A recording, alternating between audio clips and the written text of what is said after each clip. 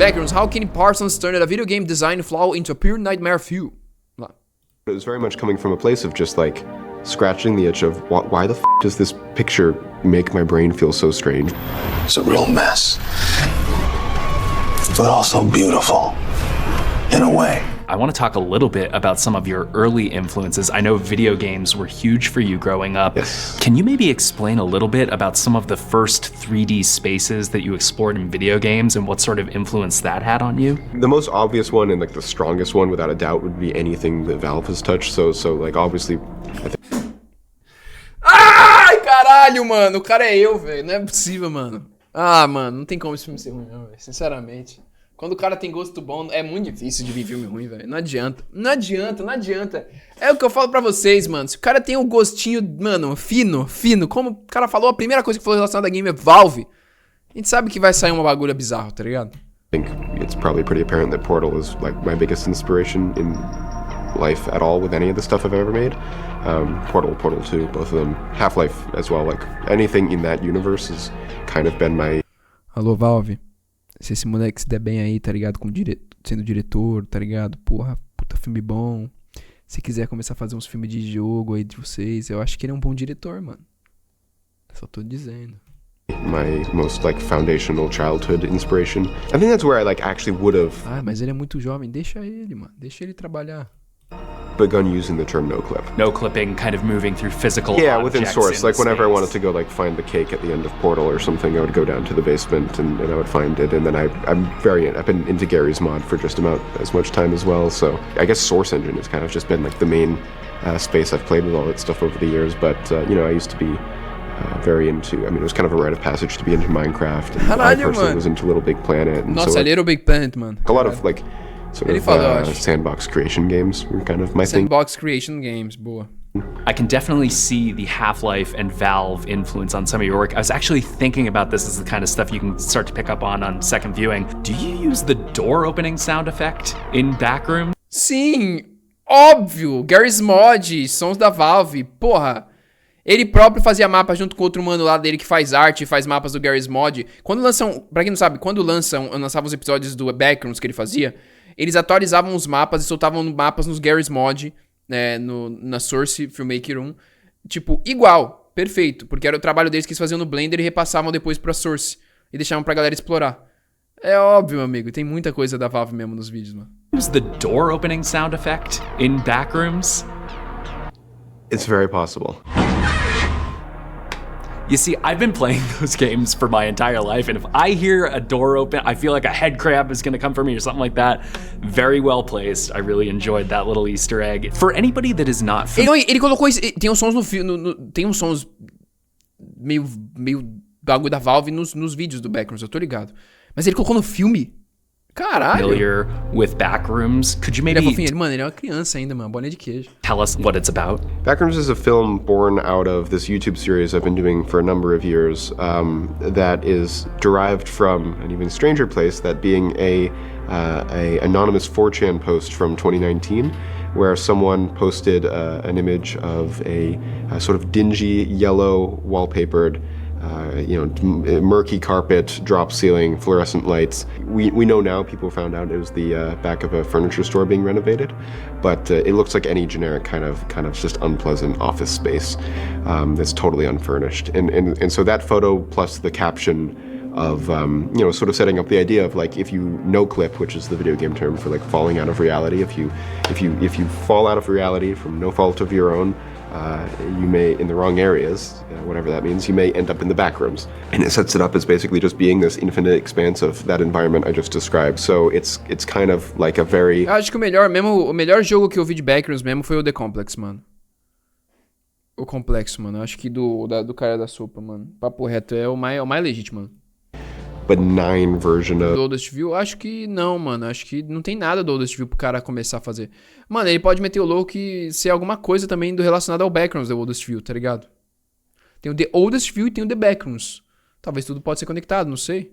Então, acho que tem que sair mais episódios do The Oldest View aí, do tudo que tem que ter da lore aí, sei lá. Se fizer o grande sucesso que tava dando, aí talvez faça um filme também. Mas aí eu acho que o problema de fazer um filme do The Oldest View é que é na mesma pegada do Backrooms. Eu acho que não vai virar. Tá ligado? Eu sinto que não vai virar, porque vai continuar a mesma. Like a sort of purgatory or hell myth, but without any kind of damnation aspect. It's inherently a Por isso que eu acho que se fosse colocar um filme do Oldest View, não, eu acho que ter o Oldest View dentro do background se for fazer alguma coisa, tá ligado? Senão não vai funcionar o filme.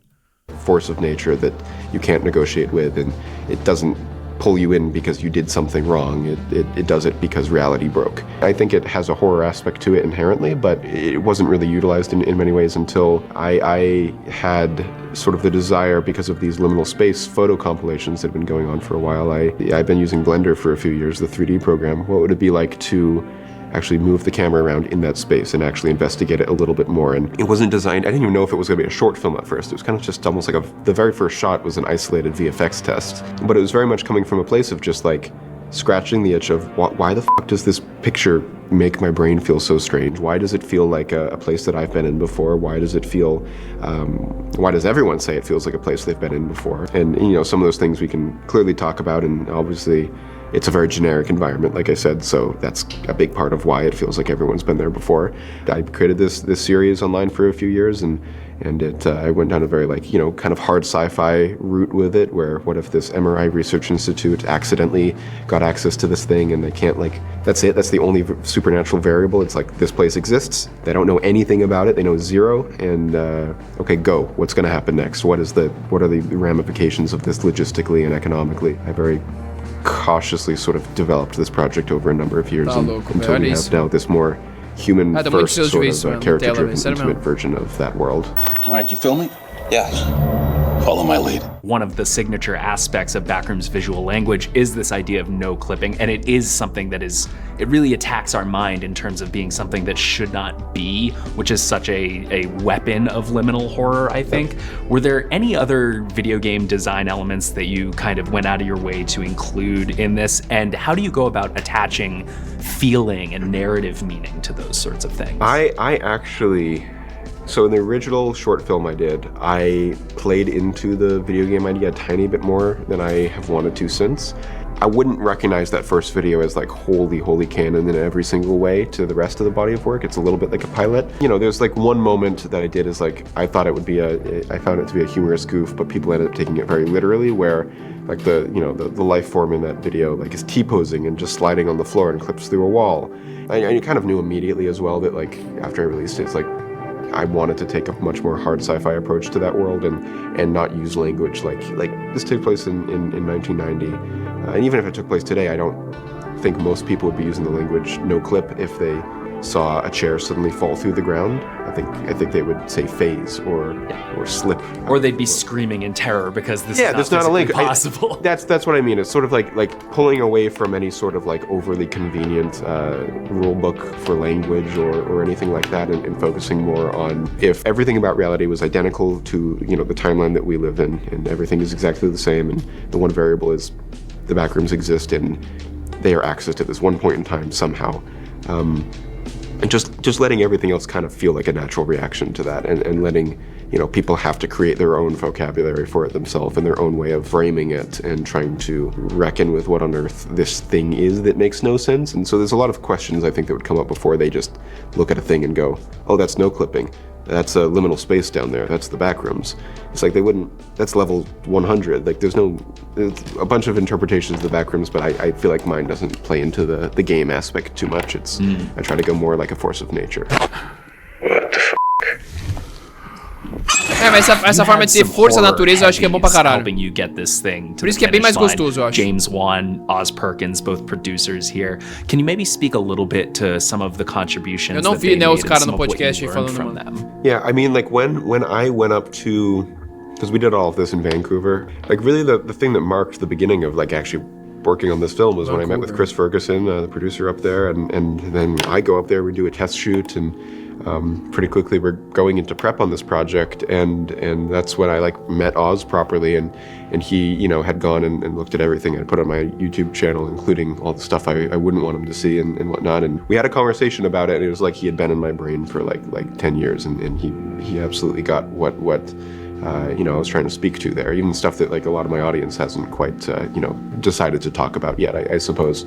So it was exciting to just like find someone to talk about these things with. He's a great friend at this point, and I feel like throughout the process, he's just been a really strong ally with shielding off some of the noise or the pressures to sort of conform this project, which comes from kind of a weird place. And, there's been nerves around like what's going to work and what's not. And he's very much like held the door open to making sure that this is going to be a truthful migration of what was working online to the big screen. So I very much thank him for that. You still haven't told us what we're doing here, man. I did tell you.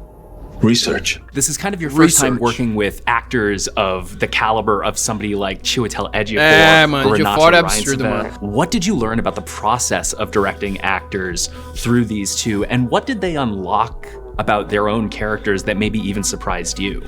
I think that like I've worked with actors under the context of them being my friends, but it's not even like, it's a very different landscape, and it's a very different situation. What I did find was that before we started, I was overthinking like every detail and like, really just trying to make sure that I had a good grip on what actually directing entailed. I think what I found though is like we had 2 months of prep.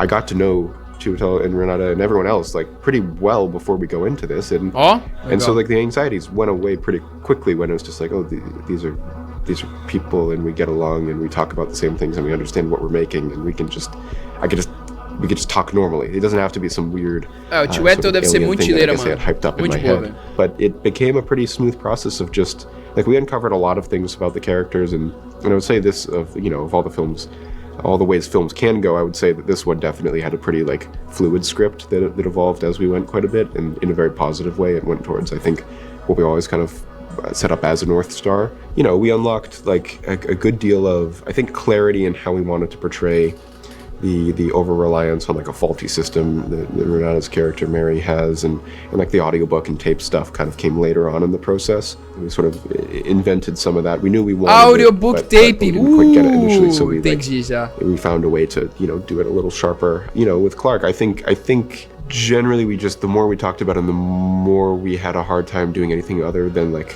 kind of just being sympathetic for the guy, and like for all the flaws that you can so easily point out, I think there's hypothetical versions where he was a lot less sympathetic and a lot less humorous and whatnot, and I think we found a version that is very he's endearing when we meet him, and when he's like, I think even in the marketing we've put out so far, just seeing a man in kind of an empty furniture store doing this commercial is already kind of telling a story, and I think obviously the film takes that little bit that has already piqued a lot of people's interest online and builds it into something that I think is a pretty complete and compelling arc, honestly. And the only thing you'll be wanting is more space! I found it so interesting that Clark has a background as an architect, Mary is a psychiatrist. I found that such an interesting way to get into both the physical and the mental aspects of the back rooms. Was that part of your design at all? Yeah, I mean, I suppose it's actually a little obvious, if anything. It's like, given that like those are the two biggest things that come together when you talk about back rooms, but I think that Clark Arquitetura wanted to be an e architect, and in a lot of ways Psicologia, né, he's mano? got the formal training, but clearly he is not.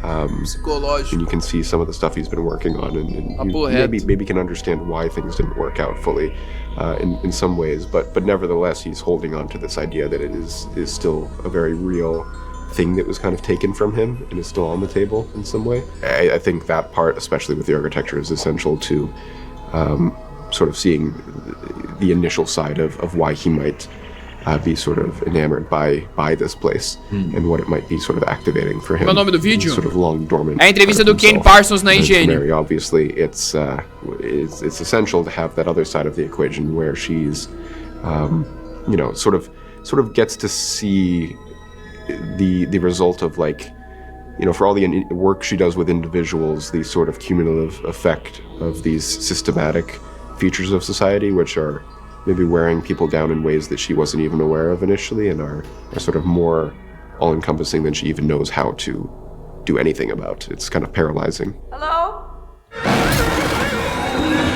You have built up this really interesting mythology coming into this movie Fala that bem your também, fans are so knowledgeable on, and Tá bem dentro looking do bagulho forward mesmo. to seeing put on the big screen.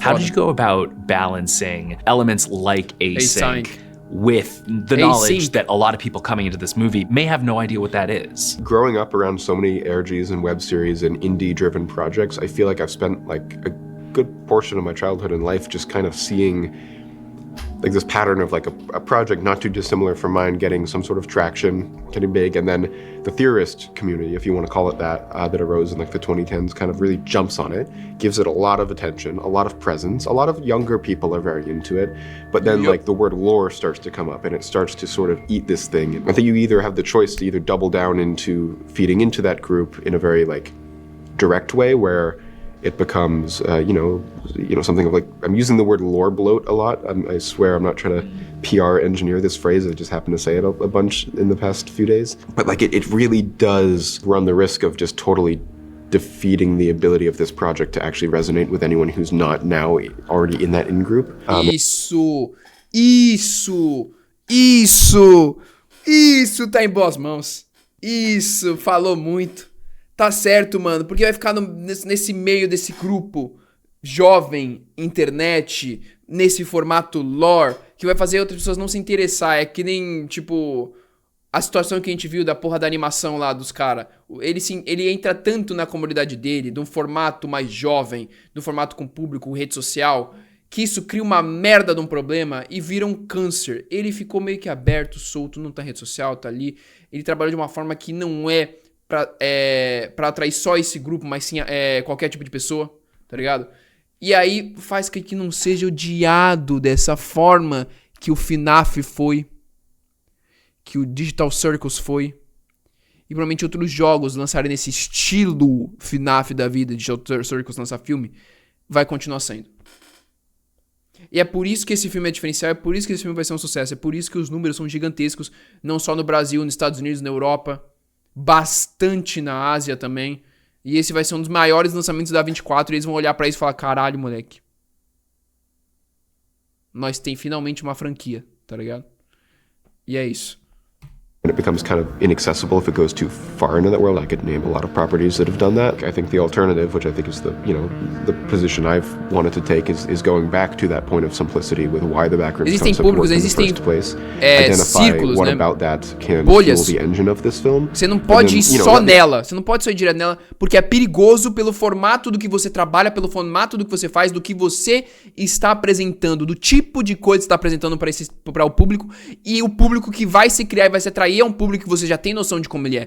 E é muito perigoso. E o Backrooms, sim, dependendo do formato que você seguiu, que ele não seguiu, de todas o found footage que ele fez desde o primeiro e depois foi indo, foi de uma forma pra atrair esse público como se fosse, pô, eu acho legal até ver.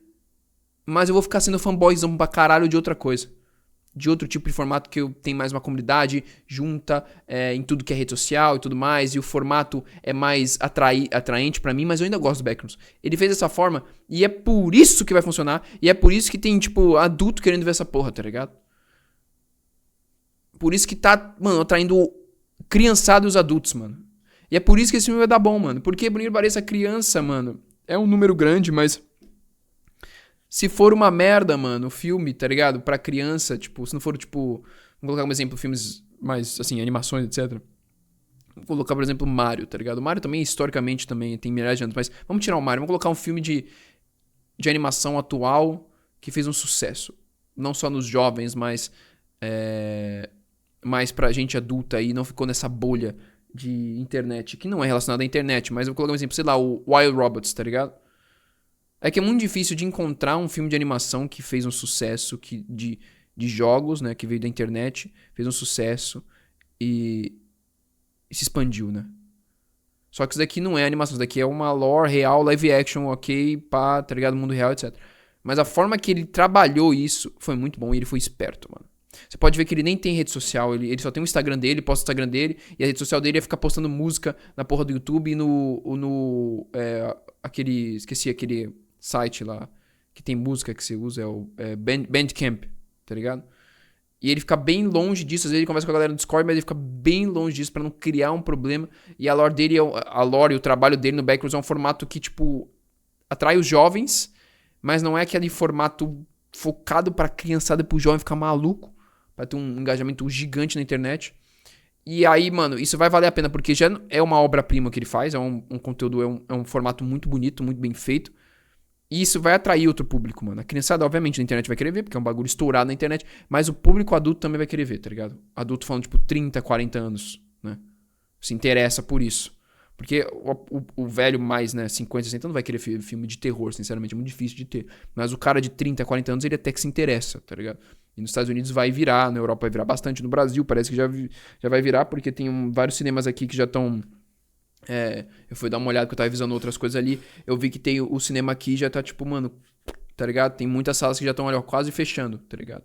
Então vai girar. E se o filme vai ser bom, aí vai ser que nesse Obsession aí que tá estourando aí, que já tá nos 100 milhões, aí vai ser uma coisa aqui, tá ligado? Vai 100, 200 milhões, pode ser que chegue até uns 400 milhões esse filme, e vai ser um grande sucesso. Assim, se fizer já 50 milhões, que provavelmente vai ser, tá tracado pra ser 30, 40 milhões na estreia, pelo que parece, já vai ser o sucesso, porque o filme se paga, é 10 milhões de dólares. Então já vai se pagar e já vai sair longe. Isso é óbvio. Mas tem chances de estourar num nível insano, pô, dependendo de como for. E a crítica tá muito boa, mano. Elements of the series that I've established thus far be still, structural background features of the world they're in. Like, I think it facilitates setting, but not direct plot. I would say, if that makes sense. Let the simplicity fuel the plot, and then the background is the background. Well, you've also spoken in the past about the fact that you do have a pretty clear idea of where you want Backrooms as a story to go. You have a fairly cohesive idea of that, maybe even wrapping it up in a series. When you think about continuing the Backrooms story, is that something that you can see letting other people into helping tell that story? Or right now, do you feel like you'd really want to be at the helm for the whole thing?